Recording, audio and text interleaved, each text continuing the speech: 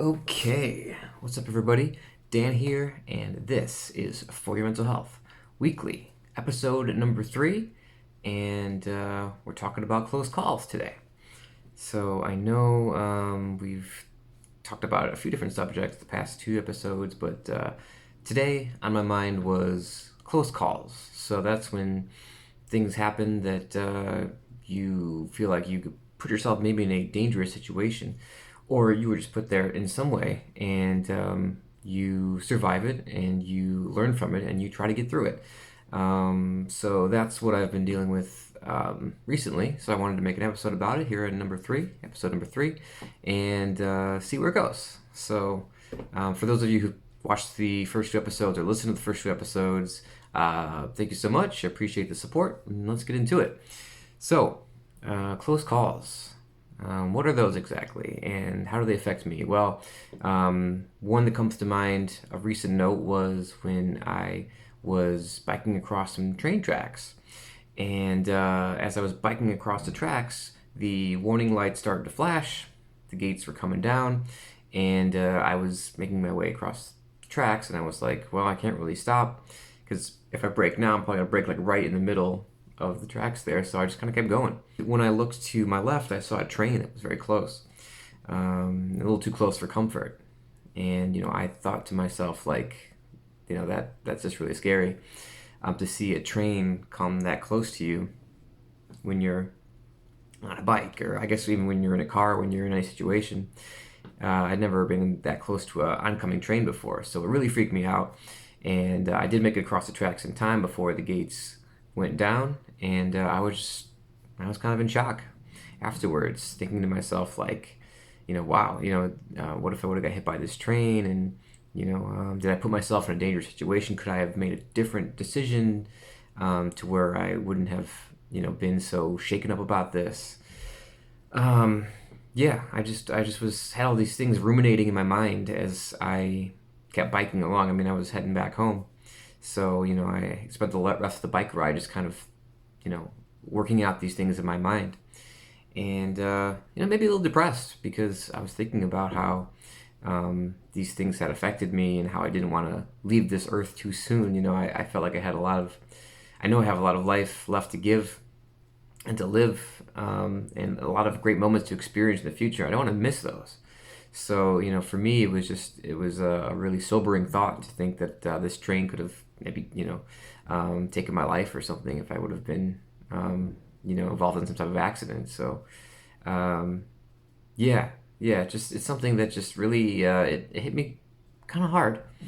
And, it happened again, maybe not to the same extent, but recently I was doing some Uber Eats deliveries, which I do often these days, and I was going actually through a intersection, um, and I ran a red light. Like, I went through a red light by like 2 seconds because I thought if I timed it right, I wouldn't have to deal with the oncoming cars. But when I did that, I did notice that there was like a car coming from the other direction, and they stopped. Luckily, they stopped before they, ran through their yellow light, and that freaked me out a little bit too. It's like, man, I can't keep doing this. I can't keep putting myself in these somewhat dangerous situations and put my life at risk.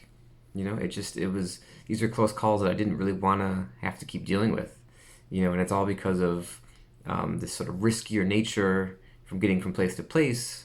Whether it's maybe you're driving in your car, or you're like me, I'm on a bike, or you're walking, or you're on your scooter, whatever, however you get around. Um, you know, it shouldn't be the case that you are ruled by your schedule. That the things that really matter in life are perfectionist things, like, oh, I have to get to this appointment by this time, and if I don't, I feel like I've failed myself and I haven't reached my goals. You can't think like that. It's okay to be late sometimes. It's okay to be imperfect. I've come to accept that over time, and obviously these last few incidents have kind of made me really think about that sort of even more, and how I can move forward and accept that those things have happened, and that I wasn't, you know, um, uh, taken from this world by those incidents. I wasn't hit by a car. I wasn't hit by a train. I'm still here. And so, I live with those moments. I live with those particular situations that have happened, and I recognize that they happened. And I have to learn from them. If there's anything I can do going forward, is to learn from these situations and use that knowledge to better my life in the coming weeks, months, years, and see these things I want to see. Live the life I want to live, and not miss the moments that are waiting for me along the way. So, if you're doing stuff in your own life where you are at work, or you're in your hobbies, or you're just going about your daily life, grabbing a cup of coffee, and you feel like you're putting yourself in maybe situations that might be a little risky, a little dangerous, I understand. I hear you.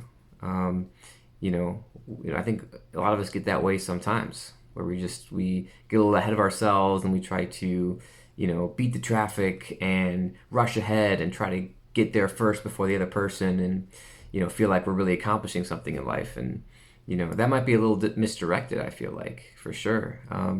You don't have to be the first person at the meeting. You don't have to cross the finish line before everybody else. You go at your own pace. And if it feels like it's becoming a problem, maybe then try to change it then. But if overall you're making your appointments, and you're a few minutes late, I feel like that's not a huge deal, honestly. It's not worth your life. It's not worth the rush through a traffic light or through an intersection where there's train tracks. It's important to understand that your life is bigger than some appointment you've made.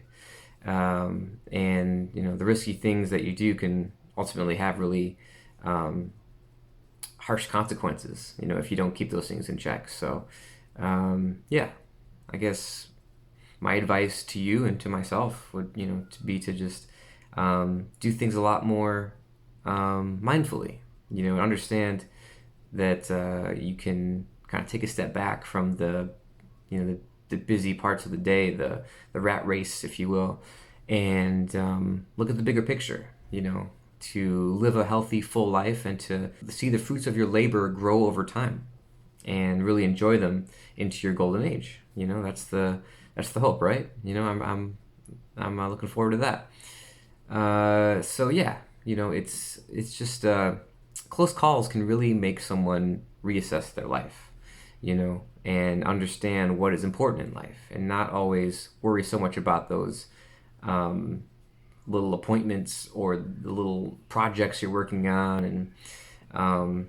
I think it makes you value the little moments where you're just drinking your cup of coffee, you're talking to your friends, or you're watching your favorite television program, or you're taking a walk down the street and just breathing in the nice cool air of late September, which is getting a little colder out. So I was wearing shorts today for my workout. Kind of wish I had long pants. My bad. But yeah, it's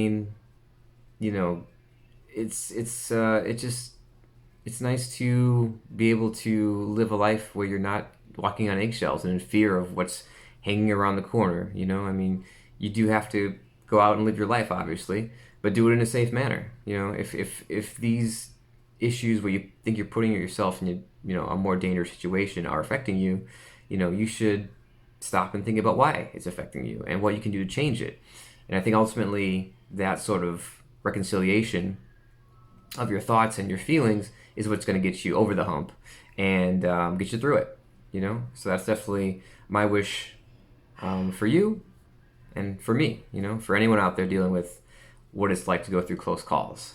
Where you might have put yourself in a dangerous situation, but you get out of it. You made it through, and now you can learn from it and go forward with that knowledge and better yourself in the long run, for sure.